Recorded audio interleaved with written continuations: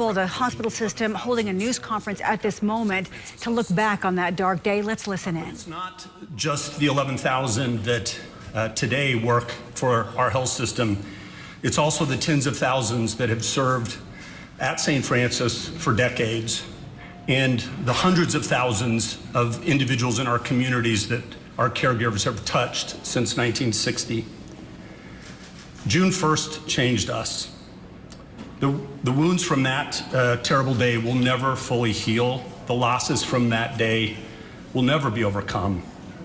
And the 4 innocent victims will never be forgotten. What I feared most in the days following that tragedy hasn't come to pass. I feared that our caregivers and staff, that our entire organization would harden and fill with fear, making it impossible for them to live out their calling. But as we approach this terrible anniversary, I am grateful that my fears have not been realized. What has not changed is the 11,000 souls that make up the St. Francis Health System are more committed than ever to care for those in our community, to lift up those that have fallen, to assist those in their time of need, and to care and love for people who we've been privileged to serve. I've been asked what's the most surprising development in the days following our tragedy. And what I would say is that the response and support of this community has been incredibly positive and almost overwhelming, and I know has contributed greatly to our healing. The support and acknowledgement of hospitals around the country was also unexpected, but has contributed to our healing. But don't let me lead you to believe that our family members that were in the Natalie building that day don't still struggle. I know they do. Healing from this type of life-changing trauma takes time, and quite frankly, may be with them the rest of their earthly lives. Before I turn it over to our mayor, I'd like to close with my own gratitude. I am thankful for the St. Francis family who, in spite of our June 1st horror, come to work every day and care for others. I'm thankful for the first responders that came to our aid that terrible day. I'm thankful for our fire and police leadership that have created teams of men and women that would run headlong into danger to save others. And lastly, I'm thankful for the fact that I live in a city that has a mayor who focuses on creating a community where folks want to help each other, a community where people care for each other. Your prayers have been greatly appreciated, and I ask that you continue to pray for St. Francis, as we will continue to pray for you. Mayor.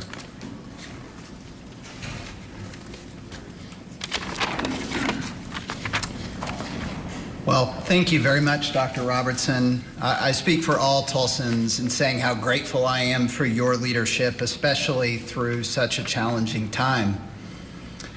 First and foremost, I want the families of Amanda Glenn and Stephanie Hewson, William Love and Preston Phillips, as well as the entire team here at St. Francis, to know that there are people all across this community today who are thinking about you. When we lose someone that we love unexpectedly, an anniversary like today can be a day of despair and pain. And I hope you know that you're not alone in those feelings. For those of us who did not know your loved ones as well as you did, the last year has been an opportunity for our community to come to know them. Each of them with lives of significance, each of them beloved by their family and their friends, each of them someone who sacrificed for others so that they could live better lives, and each of them leaving a great void in the lives of all of us who mourn them. And that void is a reminder to us that every life is sacred. And for the rest of my life, I will always remember the immediate response to this tragedy. It was a convening of heroes, all united by that common belief that every life is sacred. We saw it in Tulsa police officers who ran into the building and towards harm's way without any hesitation. We saw it in the Tulsa firefighters who provided emergency medical support. We saw it in the county, state, and federal law enforcement who dropped everything that they were doing and immediately converged on this campus to support the response. We saw it across the street in the off-site reunification center where counselors and St. Francis leadership were there to support families in a moment of terror. We saw it in the days following the tragedy when everyday Tulsans sought ways to show their love for this team at St. Francis. We saw it then, but we have seen it every day before and every day since in the women and men who work in the St. Francis health system. The last few years have presented the most challenging environment for health care in at least a century. The hours are long, the causes of illness have been ever present, and the stream of people who need help never stops. Yet the team here at St. Francis never relents, never loses hope, and never ceases to provide extraordinary care. That is remarkable. And I think the only way that a person can do that is by focusing on each individual at a time, each life that you can save. And in Tulsa, Oklahoma, there is no organization that saves more lives than the St. Francis Health System. That shared belief that every life is sacred is what makes this loss so tragic and so painful. But it is also what gives us resolve to honor those lives that were lost and to do what we can to save the lives of others. Today, on behalf of our community, I want to thank everyone who is doing both. Thank you. Now it's an honor for me to introduce Tulsa Chief of Police, Wendell Franklin. Good afternoon. I often talk about and reflect upon the past and memories, and I think about where would we be without memories. It's something that I think about quite often. Good and bad memories. That's what shapes us and makes us unique individuals. That's what makes us who we are. It makes us one unique person. We lost unique people in this tragedy. But I want the families to reflect upon the memories, those good moments, those good times that makes you smile, that makes your heart feel warm, because we still have those memories. I also think of us as people as what happens when we go and work out. We go and work out and we are building our muscle, we are lifting weights, and as we are doing that, we are stretching our muscles and the muscle fibers are tearing. They are tearing apart. And then it doesn't feel good. It doesn't feel pleasurable. There is pain with that. But what's happening is those muscles are growing back together, and they grow back together and they grow back stronger. And you're able to do more with it. That's resiliency. And that's what we have here today. So even though there's pain in other parts of life, and not everything is always going to be pleasurable, we can rest knowing that we have resiliency and that we have hope. And that's what drives everything is hope. We hope that tomorrow is better. We hope that tomorrow is better than today. And that's what drives us as people. So as we reflect upon this tragedy today, I hope that we have hope, and that that will resonate with us, and that we will take everything that comes at us in life and we will turn it around and use it as leverage to be better people tomorrow. That's what we want. This hospital has such meaning to me. It has meaning to every Tulsa police officer, not just because of what happened here on June 1st, but this has memory to me and these officers because this is the hospital where we brought Sergeant Craig Johnson. This is the hospital that we had our final moments with him. And a lot of the people around here were present for that. So there is true meaning behind this building. Not only that, but for me, this is the hospital where I saw my mother for the last time. And so it is amazing to me that there are people like the St. Francis Network that are so caring and so loving, sometimes to people they don't even know. And so that is what makes this unique, and that is what makes this part of community.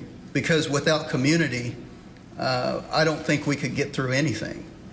And I think what happened here on June 1st last year, in the days to follow, and even today, is that you see community. This is community. This is what it's all about. So thank you all for being here. Thank you for being a part of this.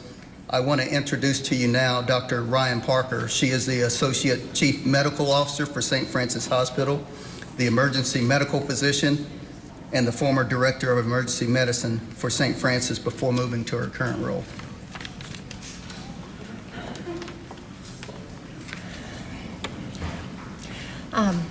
It's hard to believe that 1 year has passed. I will say first to the families of Dr. Stephanie Hewson, Miss Amanda Glenn, Mr. William Love, and Dr. Preston Phillips, our hearts still break for you. The last time I stood here, we were collectively still in the aftershock that comes with such a tragedy. On an individual level, I see this in the trauma hall daily, the weight of raw emotions after an injury or a wound, disbelief, overwhelming sorrow, anger, fear, but also compassion, gratitude, and resolve. In those first few hours and days, the adrenaline of the moment somewhat numbs the pain initially. Despite the grief, we all had a sense of duty to still show up and take care of each other and of the community that needed us.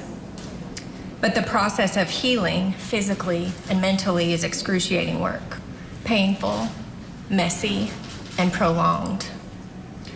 When I stood here last year, what you didn't realize was that in trying to compose myself, I had glanced to the far wall. So last year we were on the opposite side. I glanced to this wall where the Sacred Heart of Jesus mosaic is. And in that moment, I found it comforting, and I do now, that his resurrection and healing did not erase the scars of having lived his life or having endured his death. That gave me strength. It gives us strength. Our scars and our sorrow will always be a part of our story. Our scars might be evident to you moving forward, and that's okay with me.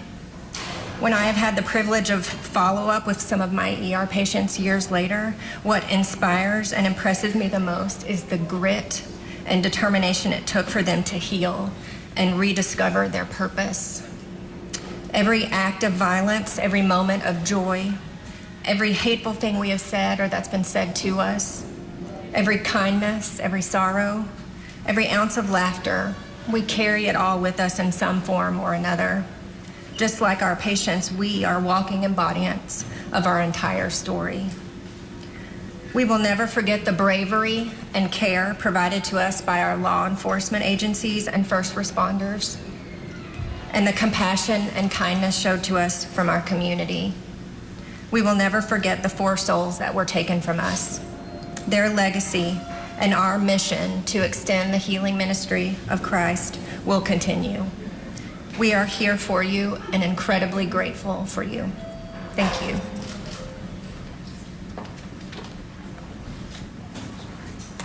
So I'd just like to close by saying thank you. Thank you to all the members of the media that are here today for continuing to tell the story. But more importantly, thank you to the community, for each and every one of you that has been out there and thought about or prayed for St. Francis, and in particular the healing process that our affected family members are still going through. As Dr. Parker mentioned, it's not a quick journey to health and to healing, and we know that, but we appreciate your support. So thank you for being here today, and thank you for your support of St. Francis. Have a good day.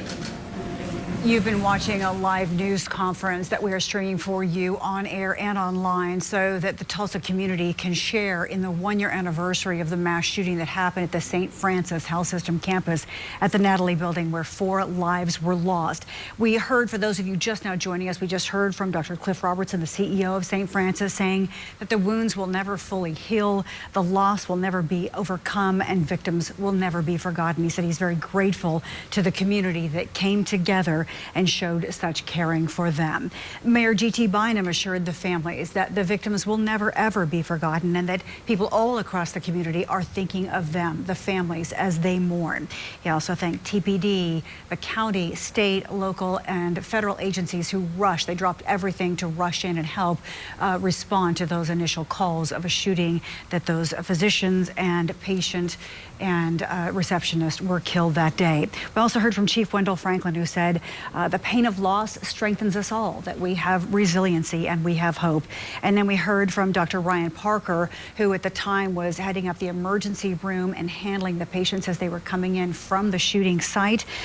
She said that her hearts are still broken for those victims.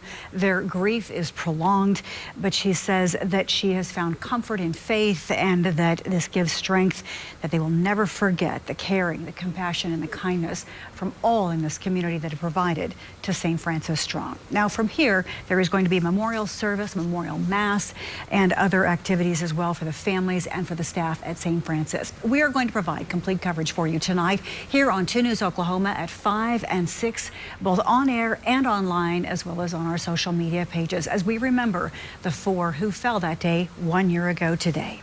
St. Francis Strong. Now back to regular programming.